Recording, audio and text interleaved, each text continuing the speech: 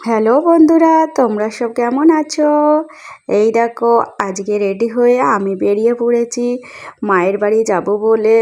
প্রথমেই আমি ট্রেনে করে চলে এলাম স্টেশনে এসেই আমি মিষ্টি কিনে নেব, কেননা যেহেতু হচ্ছে আমি পরের দিনই ভাইফোঁটা রয়েছে, তাই আমি বিকালবেলায় চলে এসেছিলাম। দেখো এখানে মিষ্টির দোকানে কত ভিড়, আমার মা তাও ভিড়ে ঠেলে ঠুলে মিষ্টিটা নিয়ে নিল। তারপরে আমরা একটা টোটোতে উঠে পড়লাম, টোটোতে উঠে বাড়ি চলে এসেছি। এই দেখো, পরের দিন সকালবেলায় আমি চান টান করে একটু দুব্বো তুলে নিলাম, যেহেতু আমার কাছে দুব্বোটা ছিল না। তারপরে এসে আমি মিষ্টিগুলো সাজিয়ে নিলাম। আর আমাদের নিয়ম যে একটু ঠাকুরের প্রসাদ দিতে, তাই মা ঠাকুরকে পুজো দিয়েছিল ফল দিয়ে, তাই আমি একটু একটা শশা দিলাম, কেন আমার ভাই মিষ্টিও পছন্দ করে না, ফলও পছন্দ করে না। তারপরে আমি দেখো একটু চন্দন ঘষে নিলাম, চন্দন আর এদিক থেকে দেখো দই, দুটো দিয়েই আমি ফোঁটাটা দেব, চন্দনের ফোঁটা আর দইয়ের ফোঁটা। এইদিকে আমার ভাই দেখো, ওর না ভীষণ লজ্জা লাগে এসব করলে, তার মধ্যে মা ভিডিও করছিল, এর জন্য ওর আরও বেশি লজ্জা লাগছিল।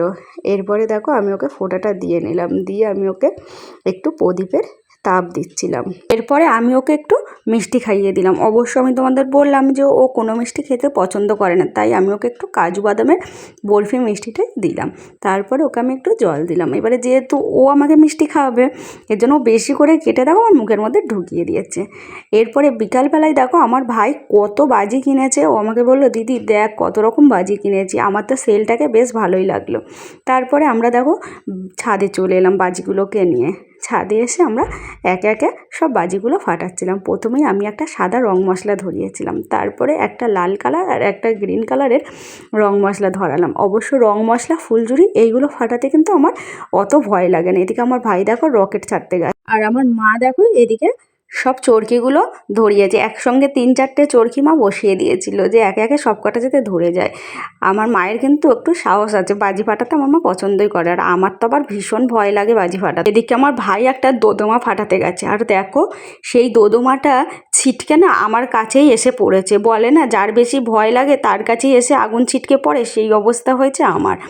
এদিকে আমার ভাই দেখো একটা তুবড়িও ধরিয়ে দিল, এদিকে ফানুসটা ধরাবে বলে সব রেডি করে নিল। আর আমার না সব থেকে বেশি ভালো লাগে এই ফানুস ধরাতে, না এতে আগুন ছিটকে যাওয়ার ভয় রয়েছে, না হাত পা পুড়ে যাওয়ার ভয় রয়েছে। এতে আগুনটা ধরিয়ে দিলেই কিছুক্ষণ পরে ও হাওয়া নিয়ে নিলে এমনিতেই আকাশে উঠতে শুরু করে।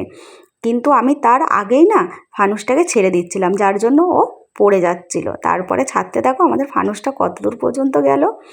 এরপরেই আমাদের চলে এলো সেল ফাটানো। এই সেল ফাটানো দেখতে ভালো লাগে, কিন্তু ফাটাতে আমার খুব ভয় লাগে।